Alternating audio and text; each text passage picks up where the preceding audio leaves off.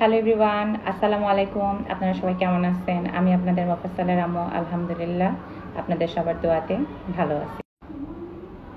আমাদের পরিবারে যখন একটি স্পেশাল সদস্য আসে, স্পেশাল চাইল্ডের অভিভাবক যখন আমরা হয়ে যাই, বিশেষ করে আমরা মায়েরা, আমাদের সামাজিক দিকটা বা আমাদের সমাজের নিয়মকানুনটা এমনভাবে তৈরি যেন আমরা মায়েরা বাচ্চার জন্ম দেই এবং বাচ্চার গড়ে তোলা বা বাচ্চাকে মানুষের মতো মানুষ করা, বাচ্চার ক্ষেত্রে সব ধরনের ভালো হোক কিংবা মন্দ হোক, সব যেন আমাদের ওপরে ব্লেমটা পড়ে, রাইট?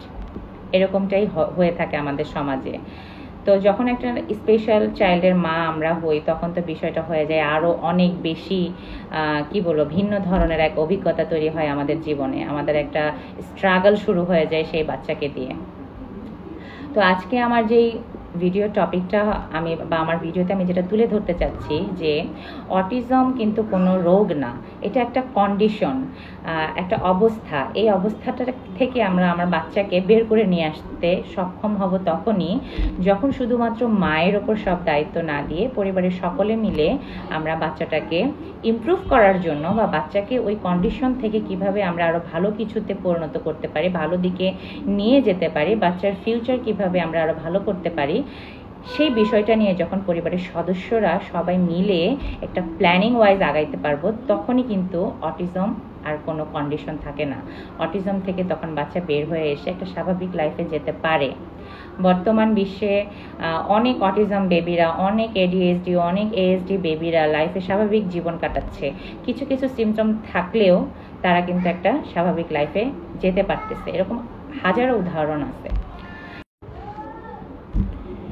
পরিবারের সকলে যদি অটিজম বেবিদেরকে প্রত্যেকে একটা করে থেরাপির যেই অংশগুলো হয়, যেমন আপনি প্রত্যেকটা সেক্টরে একটা অটিজম বেবির যে বিহেভিয়ার প্রবলেম বলেন বা ঘুমের ক্ষেত্রে, খাবারের ক্ষেত্রে বা এক্সারসাইজের ক্ষেত্রে একজন এক দায়িত্বটা যদি আপনারা নিতে পারেন, 10 মিনিট হতে পারে, সেটা 15 মিনিট করে হতে পারে, এভাবে যদি ভাগ করে নিতে পারি আমরা পরিবারের সকল সদস্যরা, তাহলে কিন্তু আমাদের মায়েদের উপর চাপটা একটু কম পড়ে।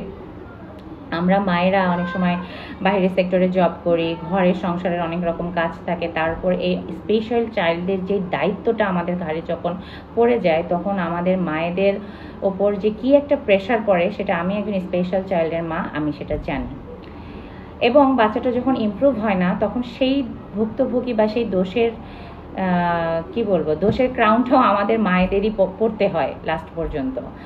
তো আমি আসলে যেটা বলতে চাচ্ছিলাম আপনাদেরকে, যে আমরা সবাই মিলে যদি একটু আমাদের মায়েদেরকে, এই স্পেশাল চাইল্ডের মায়েদেরকে একটু সহযোগিতা করতে পারি, তাহলে মায়েদের তো সহযোগিতা করার সাথে সাথে আমার বাচ্চারই তো উপকার হচ্ছে, রাইট? আমার বাচ্চাটা এই অটিজম কন্ডিশন থেকে তো বের হয়ে আসতে পারতেছে।